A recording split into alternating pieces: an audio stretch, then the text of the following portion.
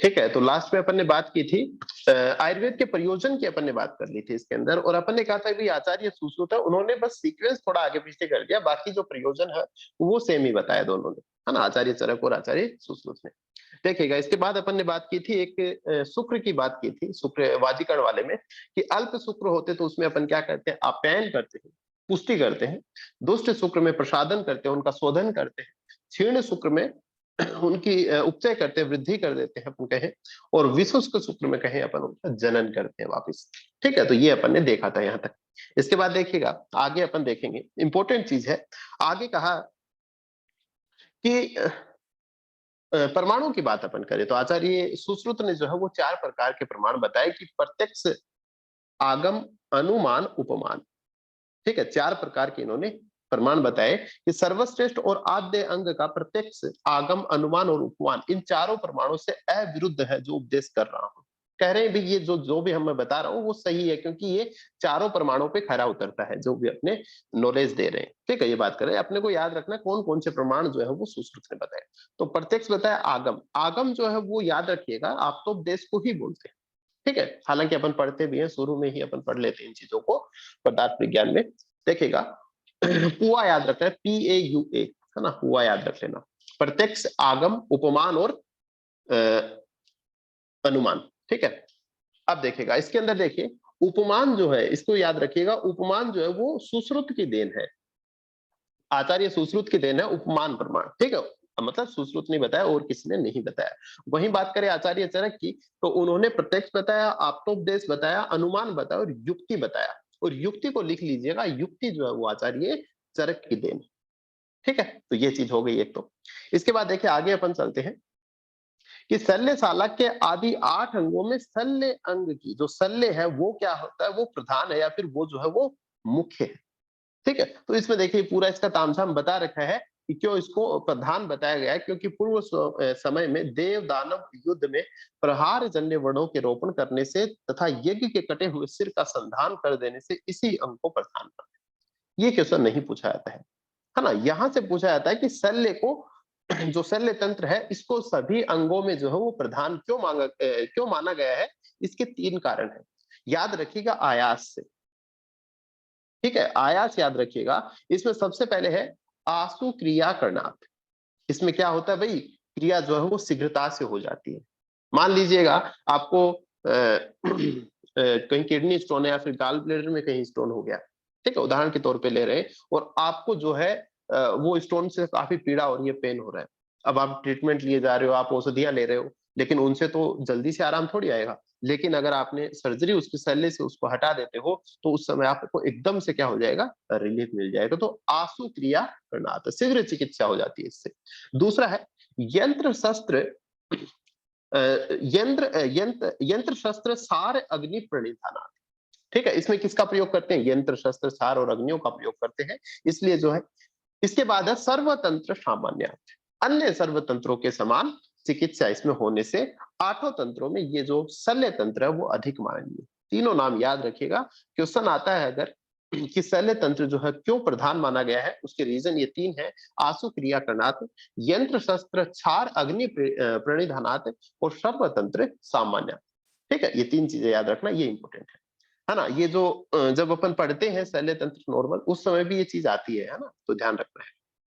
इसके बाद देखिए आगे आता है कि तद इदम शाश्वतम। क्या होता है भाई, शल्य तंत्र क्या होता है, शाश्वत होता है, पुण्य होता है, स्वर्ग मतलब स्वर्ग प्रदान करने वाला। ठीक है, यशस्यम आयुष्यम, यश को बढ़ाने वाला होता है। अच्छा ऑपरेशन करते हो, सक्सेसफुल ऑपरेट करते हो आप, तो आपकी कीर्ति बढ़ती है, बहुत अच्छा चिकित्सक है। आयुष से, ठीक है, आयु के लिए हितकर हो गया। वृत्ति कर, ठीक है, आचार्य सुश्रुत ने कहा वृत्ति करना, वृत्ति करना मतलब जीविकोपार्जन करना, बदले में कुछ अर्न करना। ठीक है, तो कहा कि भाई आचार्य सुश्रुत ने कहा कि भाई आप जो है वो इससे आयुर्वेद से क्या कर सकते हो, जीविका उपयोगी होती है, आप अपनी जीविका के लिए धन ले सकते हो। वहीं आप याद रखिएगा, आचार्य चरक ने कहा कि भाई जो आयुर्वेद जो है वो जीविका उपयोगी नहीं है, उन्होंने गलत माना है जीविका उपयोगी करना। ठीक है, तो ये थोड़ा सा ध्यान रखना है। इसके बाद देखिए आगे कुछ चीजें और आती है, अपने आता है आयुर्वेद का अवतरण। तो अपन ने पहले भी बात की थी अपन ने कि भाई 2 प्रकार के जो है वो अपने संप्रदाय कहें अपन कि भाई BDAI तो अपन ने याद किया था, है ना। ब्रह्मा हो जाता है, दक्ष प्रजापति हो जाता है ना, अश्विनो कुमार और इंद्र। इस तरीके से बड़ाई से याद कर लेना है। ठीक है, तो इतना तो कॉमन है। इसके बाद में दो संप्रदाय होते हैं, एक होता है काय चिकित्सा प्रधान और एक होता है अपना शल्य प्रधान वाला। काय चिकित्सा प्रधान वाले में कौन जाते हैं इंद्र के पास? भरद्वाज ऋषि जाते हैं। ठीक है, वो इंटेलिजेंट थे, है ना, अच्छी जान पहचान थी इंद्र से। और इधर जो है वो अपने धनवंतरी जाते, ठीक है, शल्य तंत्र के लिए। तो ये थोड़ा सा ध्यान रखना, धनवंतरी के नीचे अपने सुश्रुत आ जाते हैं और उधर अपने बाकी जो है आर्य वगैरह है। ठीक है, तो ये जो है इसके बाद अपने इनके क्या थे, 6 शिष्य थे। ठीक है, आत्रेय पुनर्वसु आदि 6 आत्रेय पुनर्वसु के 6 शिष्य थे अपने, उसमें अग्निवेश होते हैं और उसके बाद में अपना आगे से आगे आता है। ठीक है, तो धन्वंतरी वाले में अपने सुश्रुत हो जाते हैं। ठीक है, तो ये अपने को थोड़ा सा ध्यान रखें ना, यहाँ पे श्लोक की आवश्यकता नहीं है, आप BDAI याद रखें और इसके आगे धन्वंतरी और उधर जो है वो भरद्वाज आ जाते हैं। इसके बाद देखिए, अब धन्वंतरी देखिए कि देवताओं की वृद्धावस्था रोग तथा मृत्यु को नष्ट करने वाले आदि देव। अब देखिए यहाँ पे लिखा है, अहम ई धन्वंतरीर आदि देवो जरा रुजा मृत्यु हरो एम नाम शल्या अंगम अंगम उपरेतम प्राप्तो अस्मि गाम भूय इहो उपदेश। कह रहे हैं कि भाई ये जो आदि देव है ना, बस इतना ही ध्यान रखना है कि आदि देव धन्वंतरी। ठीक है, तो आयुर्वेद के आदि देव किसको कहा गया है, इस प्रकार से प्रश्न पूछा जाता है। तो आदि देव कौन थे? धन्वंतरी थे, है ना, ध्यान रख सकते हो। एक तो क्या कहा गया, इनको आदि देव कहा गया है, और दूसरा अपने पीछे अपन ने देखा था, है ना, काशीराज दिवोदास। तो दोनों नाम किसके लिए हैं? आदि देव के लिए। ठीक है, और भी अपन ने पढ़ा था, आपको याद हो अगर, सूत्र स्थान में एक शब्द और देखा था इनके बारे में। ठीक है, इसके बाद देखिए, इसके बाद आगे आता है पुरुष की परिभाषा आती है। ठीक है, अगली आती है पुरुष की परिभाषा। पुरुष की क्या परिभाषा आचार्य सुश्रुत ने बताई है कि अस्मिन शास्त्रे पंच महाभूत शरीरी समवाय पुरुष इत्युच्यते। दो चीजें यहाँ पे हैं, देखिए, है ना, ये तो ठीक है, पंच महाभूत से जो शरीर बनता है उसी को अपन क्या कहते हैं? पुरुष कहते हैं। यहाँ पे आगे आता है इति उच्यते। ये ध्यान रखिएगा आप, अगर इति उच्यते लास्ट में आता है तब तो ये रेफरेंस कहां से है? ये सूत्र स्थान का रेफरेंस है। लेकिन अगर सिर्फ इति आता है, इसके बाद में उच्यते नहीं आता है, तो ओनली इति अगर आता है तो ये है सुश्रुत सारी स्थान का रेफरेंस हो जाएगा। अपन जब पढ़ेंगे तो वहां पे बात करेंगे। ठीक है, तो पहली चीज तो आपको ये ध्यान में रखनी है, कहा कि इस आयुर्वेद शास्त्र में पृथ्वी, जल, तेज, वायु और आकाश, ये पंच महाभूत तथा शरीर, इनके संयोग को क्या कहा जाता है? पुरुष कहा जाता है। ठीक है, इसी के साथ देखिएगा, एक चीज मैं आपको और बताऊं, आचार्य चरक ने देखिए क्या इसकी परिभाषा बताई कि खाद्य चेतना षष्ठ धातु पुरुष स्मृत है। इन्होंने कहा 5 जो आकाश आदि महाभूत तो है ही है, उसके साथ चेतना अगर मिल जाए तो ये 6 मिलके क्या बनाते हैं? पुरुष बनाते हैं। ठीक है, ये आचार्य चरक की परिभाषा है। ठीक है, तो ये चीज हो गई। इसके बाद में देखिए आगे क्या लिख रहे हैं कि ये पंच महाभूत तथा शरीर जो आत्मा, वही बात बताइए, वहां पे क्या कहा? चेतना। ठीक है, इनके संयोग को पुरुष कहा है। इसी पुरुष की चिकित्सा की जाती है और यही पुरुष चिकित्सा तथा कर्म फल का अथवा स्वास्थ्य और रोगों का अधिष्ठान है। ठीक है, कर्मों के फल भी इधर, और स्वस्थ है उसका भी, और रोग है उसका भी अधिष्ठान कौन है? शरीर ही है, क्योंकि संसार 2 प्रकार का होने से सजीव सृष्टि स्थावर और जंगम भेद से 2 प्रकार की होती है। कहा कि भाई लोको ही द्विविधम, लोक कितने प्रकार का होता है? लोक जो है वो 2 प्रकार का होता है, एक तो होता है स्थावर और दूसरा होता है जांगम। अभी इसकी थोड़ी डिटेल में बात करेंगे। इसके बाद में देखिए क्या कह रहा है, अथवा अग्नि या सौम्य जल तत्व की अधिकता होने से आग्नेय और सौम्य इसके 2 भेद हैं। तो या तो अपन क्या कहें स्थावर और जांगम, या इसको क्या कहें आग्नेय या फिर सौम्य। ठीक है, अभी बात करेंगे, एक बार पढ़ लेते हैं। इसके बाद देखिए लिखा है कि किवा पंच महाभूतों से बनी होने से यह सृष्टि पंचात्मिका है। इसके बाद में और क्या कहा है? पंचात्मिका भी कहा है। ठीक है, पहले तो लोग को क्या कह दिया? 2 प्रकार का कह दिया, स्थावर और जांगम, और यहाँ पे क्या 5 प्रकार का कह दिया, है ना। कितनी है? पंचात्मिका है, क्योंकि महाभूतों से बनी है तो ये पंचात्मिका हो गई। अभी बात करेंगे। इसके बाद में देखिए आता है तत्र चतुर्विधो भूतग्राम। 4 प्रकार के भूतग्राम होते हैं। पूछा जाए भूतग्राम कौन कौन से होते हैं, तो देखेगा कि स्वेदज, जरायुज, अंडज और उद्भिज 4 प्रकार के होते हैं। ठीक है, स्वेदज जो स्वेद से उत्पन्न होने वाले होते हैं, जरायुज, ठीक है, जो अपन मनुष्य वगैरह जो प्लासेंटा से उत्पन्न होते हैं, अंडज जो अंडे से होते हैं, और उद्भिज जो पृथ्वी को फाड़ के बाहर निकलते हैं। ठीक है, ये चार जो होते क्या होते हैं, ये भूतग्राम होते हैं। आगे देखिए क्या लिखा है, तत्र पुरुष प्रधानम, इनमें पुरुष जो होता है वो क्या होता है, प्रधान होता है। ठीक है, पुरुष प्रधान होने का मतलब क्या हुआ, पुरुष किसमें आता है, जरायुज में आता है ना। तो देखिएगा क्वेश्चन आएगा कि चार भूतग्रामों में सबसे प्रधान कौन सा होता है। ठीक है, तो इस प्रकार से आ जाए, या फिर सब में प्रधान कौन होता है ऐसे आ जाए, तो उसमें या तो पुरुष ऑप्शन दे देंगे, भाई पुरुष जो होता है वो प्रधान होता है। अगर पुरुष नहीं हुआ तो चारों भूतग्रामों में प्रधान कौन होगा, जरायुज होगा, क्योंकि पुरुष किसमें आता है, जरायुज में आता है।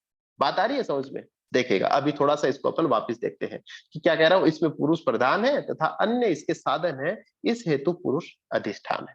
ठीक है, तो देखेगा इसमें अपन ने कौन कौन सी चीजें बात की। सबसे पहले कहा अपन ने कि लोक जो है वो दो प्रकार का होता है। ठीक है, लोक जो है दो प्रकार का, अपन ने कहा द्विविध होता है, स्थावर होता है और जांगम होता है। इसके बाद कहा ये फिर से दो प्रकार का हो सकता है, कौन सा, आग्नेय हो सकता है या फिर सौम्य हो सकता है। ठीक है, इसके बाद में आगे फिर से कहता है कि सृष्टि क्या है, पंचात्मिका है, क्योंकि पांच महाभूतों से बनी, तो इसको क्या कह दिया, पंचविध। अब देखिए क्वेश्चन आता है कि लोक जो है वो कितने प्रकार का है। ऑप्शन आ जाए 2, 5, 6, 7, तो आप क्या लगाओगे, 2 लगाओगे, सही आंसर क्या होगा, 2 हो जाएगा। ठीक है, और क्वेश्चन आ जाए कितने प्रकार का है लोक, तो 2 और 5, नीचे आ जाए बोथ, तो आप क्या लगाओगे, बोथ। कहने का मतलब प्रधान रूप से अगर अपन बात करें तो कितने प्रकार की है सृष्टि, 2 प्रकार से। ठीक है, अच्छा, दो दो प्रकार के कौन कौन से होते हैं ये भी अपने को थोड़ा आइडिया रहना चाहिए। एक तो होती है स्थावर जांगम भेद से, और एक होती है आग्नेय और सौम्य भेद से। ठीक है, इसके बाद देखो अपन ने बात की 4 प्रकार के भूतग्राम होते हैं। ठीक है, अपन फिर से बात करते हैं, 4 प्रकार के भूतग्राम होते हैं, कौन कौन से, स्वेदज हुआ, जो कृमि वगैरह अपन ने कहा स्वेद से उत्पन्न होते हैं। जरायुज हुआ, जिसमें अपन ने कहा प्रधान कौन होता है, पुरुष प्रधान होता है, और इसीलिए जरायुज प्रधान होता है। और अंडज जैसे सर्प वगैरह हो गए, और भी जो अंडे देने वाले अपन जानते हैं। उद्भिद जो हो गए, जैसे भूमि को फाड़ के बाहर निकलते हैं, मेंढक वगैरह। ठीक है, तो ये अपने हो गए भूतग्राम, अच्छे से थोड़ा सा देख लीजिएगा, समझ में आ जाएगा। ठीक है, इसके बाद देखिए, इसके बाद अपन ने बात की, पुरुष की बात की। अब आ रहा है देखिए कि जिनके संयोग से पुरुष को दुख होता है उन्हें व्याधि कहते हैं। पुरुष की बात की, इसके बाद में अपन व्याधि की परिभाषा की बात करते हैं। ठीक है, अब देखिए इसमें कह रहा है कि तद दुख संयोगा व्याधे उच्यन्ते। ठीक है, कि दुख के संयोग को ही क्या कहते हैं, व्याधि कहते हैं। इसीलिए आचार्य सुश्रुत क्या कहते हैं, भाई स्वाभाविक रोगों की बातें करते हैं, है ना, आचार्य चरक भी अलग करते हैं, लेकिन सुश्रुत कह रहे हैं कि दुख के संयोग को ही क्या कहा जाता है, व्याधि। जहां आपको दुख हो रहा है वो ही व्याधि है। इसलिए आपको निद्रा आती है, दुख होता है। ठीक है, तो वो आपके लिए व्याधि हो गया। आपको मृत्यु का दुख है, ठीक है, तो मृत्यु को क्या माना, व्याधि माना है। ठीक है, तो ये वाली बात है। तो तद दुख संयोग का व्याधे उच्चनते, पूछ लिया जाता है यहाँ पे, देश करके पूछ लेते हैं कि क्या होगा, व्याधे, है ना, देश लगा देते हैं, व्याधे उच्चनते। इसमें भी वही बात है, अगर उच्चनते आया है तब तो ये क्या है, सूत्र स्थान के पहले चैप्टर का रेफरेंस है। और यही अगर सिर्फ इति आ जाए, मतलब इति आए, तो वो क्या हो गया, सूत्र स्थान का 24वां अध्याय हो जाए। जब अपन वहां जाएंगे तो इसकी बात कर लेंगे। इसके बाद देखिए, इसके बाद आता है व्याधि की परिभाषा अपन ने देखी, दुख संयोग का व्याधि होती है। इसके बाद अपन बात करते हैं कितनी प्रकार की होती है व्याधियां। तो आचार्य सुश्रुत ने कहा कि भाई व्याधि जो होती है तेज चतुर्विधा, 4 प्रकार की होती है। सबसे पहले आगंतुक, शारीरा, मानसा, स्वाभाविक। ठीक है, तो आगंतुक होती है, शारीरिक होती है, मानसिक होती है और स्वाभाविक होती है। कहा कि आशा का मान स्वाभाविक है। ठीक है, तो आगंतुक हो गया, सा से शारीरिक हुआ, और मां से मानसिक और स्वाभाविक। आशा का मान स्वाभाविक है। ठीक है, इसमें देखिएगा अपन जान रहे हैं, सारों की अपन बात कर चुके हैं, तो 4 प्रकार की होती है, आगंतुक होती है, शारीरिक होती है, मानसिक होती है और स्वाभाविक होती है। वहीं अपन ने जब शुरू में अपन पढ़ रहे थे, उसमें अपन ने कहा था, आचार्य सारंगधर ने भी बताई थी कि स्वाभाविक, आगंतुक, कायिक और अंतरा। और अंतरा किसको बोलते हैं, मानसिक को ही बोलते हैं। ठीक है, तो ये भी थोड़ा देख लीजिएगा, अपन देख भी चुके हैं पहले। इसके बाद देखिए आगे अपन चलते हैं कि भाई जब व्याधि हो गई है तो इनका कोई अधिष्ठान भी होगा। तो व्याधियों का अधिष्ठान क्या है, देखिए ये क्या कह रहा है कि ते इते मन है शरीर अधिष्ठाना। इनका व्याधियों का अधिष्ठान कहाँ होता है भाई, मन और शरीर में इनका अधिष्ठान होता है। ठीक है, तो याद रखना चारों प्रकार के रोग मन और शरीर को ही आश्रित करके उत्पन्न होते हैं।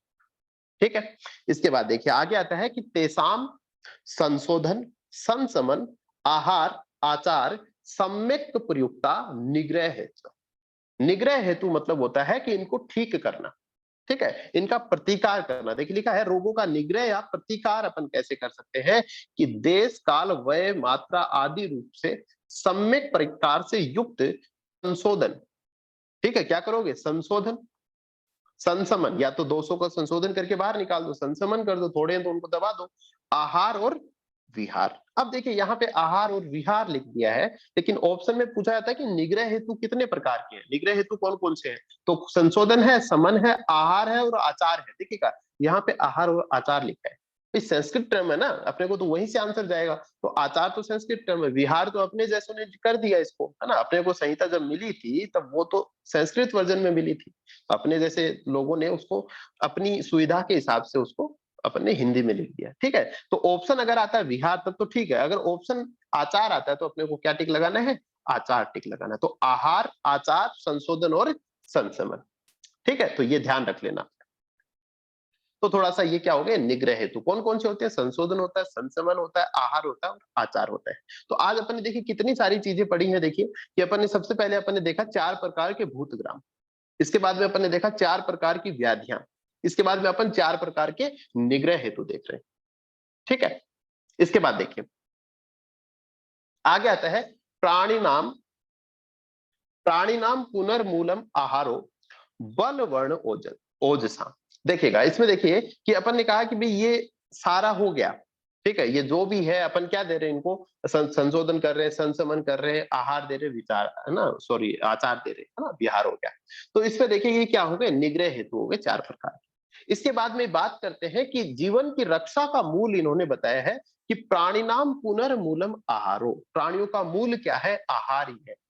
ठीक है, जिससे अपने को क्या मिल रहा है भाई कि प्राणियों की जीवन रक्षा का मूल क्या है? आहार है, और तथा शरीर के बल, वर्ण और ओज, ठीक है, कि रक्षा या वृद्धि में भी आहार ही कारण है। तो इसमें क्या होता है? इनके बल और बल, वर्ण और ओज का कारण क्या है? आहार ही है, और उसकी रक्षा और वृद्धि भी क्या होती है? आहार से होता है। अब देखिए कितनी सही बात इन्होंने बताई है। सबसे पहले कहा कि आहार जो होता है सटसु रसे स्वायत है, कि आहार क्या होता है भाई? अपने कहते हैं ना भाई षड्रस युक्त आहार होता है। भाई षड्रस होते हैं आहार में, ठीक है, या तो मधुर होगा, आम्ल होगा, लवण होगा, कटु होगा, तिक्त होगा, कसाय होगा। कहने का मतलब षड्रस युक्त होगा। अब कहा कि भाई रसा पुनर्द्रव्य आश्रिता, कि रस जो होते हैं, जो षड्रसों की बात कर रही है, वो किस में आश्रित होते हैं? वो द्रव्य में आश्रित होते हैं। ऐसा तो नहीं है ये मधुर खा के दिखाओ, तो मधुर रस कैसे खा लोगे? या तो चीनी खाओ, या गुड़ खाओ, या फिर कोई मतलब ऐसे मीठी चीज खाओगे तभी तो मधुर रस का सेवन होगा ना। उसी प्रकार से कटु की बात करें और कसाय की बात करें, तो जिसमें होगा मतलब किसी न किसी द्रव्य को अपने को खाना पड़ेगा, तो वो रस किसके आश्रित है? द्रव्य के आश्रित है। अब कहा कि द्रव्याणि पुनः औषधे। अब द्रव्य किसके आश्रित हो? औषध के आश्रित है।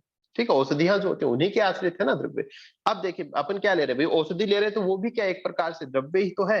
अब कह रहा है कि जो तास्तु द्विविधा स्थावर जंगम, कह रहा है कि वो जो औषधियां होती हैं तास्तु वो कितनी प्रकार की होती है? 2 प्रकार की होती है। अपन शुरू कहाँ हुए? आहार से शुरू हुए, और अपन खत्म कहाँ कर रहे हैं? औषधि पे खत्म कर रहे हैं। औषधि कितनी प्रकार की होती है? स्थावर होती है और जांगम होती है। देखिए अपन पढ़ते हैं कि ये आहार क्या होता है? षड रसात्मक होता है और षड रसाश्रय होता है, और रस जो होते हैं वो द्रव्य के आश्रित होती है। औषधियों को द्रव्य कहा जाता है। औषधियों को क्या कहते हैं अपन? द्रव्य कहते हैं। और स्थावर और जांगम ये 2 औषधियों के भेद है ना। तो औषधियां कितने प्रकार की होती है? स्थावर और जांगम होता है। ठीक है, तो यहाँ पे अपन पढ़ रहे हैं औषधियां कितने प्रकार के? 2 प्रकार की, स्थावर और जांगम। और अभी अभी अपन ऊपर पढ़ के आए हैं कि जो अपनी लोक है, लोक सृष्टि पढ़ा था, द्विविध होती है, स्थावर और जांगम। ठीक है, तो दोनों ध्यान रखना है। लोक भी 2 प्रकार का, स्थावर और जांगम भेद से होता है, और औषधि जो होती है वो भी 2 प्रकार की, स्थावर और जांगम भेद से होता है। ठीक है, तो अपन बात करते हैं जैसे औषधियां जो है वो कितने प्रकार की होती है? 2 प्रकार की होती है, स्थावर और जांगम। ठीक है, और स्थावर में देखिएगा कौन कौन सी हो गई? स्थावर जो है वो 4 प्रकार के अपन बात करते हैं, वनस्पति, वृक्ष, विरुद्ध और औषध। ठीक है, तो ये हो गए फल। ठीक है, वृक्षा को आचार्य चरक ने कहा वानस्पत्य, और विरुद्ध हो गया लता, और औषध हो गई गेहूं।